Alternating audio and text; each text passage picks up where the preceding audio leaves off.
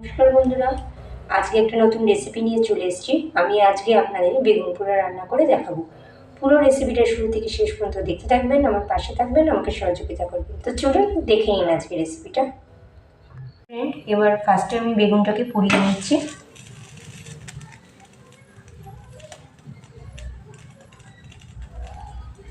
বেগুনটাকে আমি আগে ফার্স্টে ভালো করে পুড়িয়ে নেব। এবার আমি বেগুনটা একটু উল্টে দিচ্ছি, এদিকে পিঠটা যাতে ভালোভাবে পুড়ে, সেই কারণে। ফ্রেন্ড দেখো, বেগুনটাকে আমি ভালো করে পুড়িয়ে নিচ্ছি, এদিক ওদিক ঘুরিয়ে নিয়ে।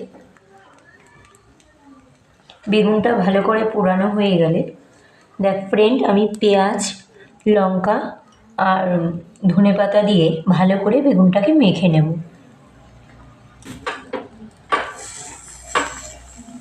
দেখো ফ্রেন্ড, বেগুন পোড়াটা আমার পুরো রেডি হয়ে গেছে। এবার আমি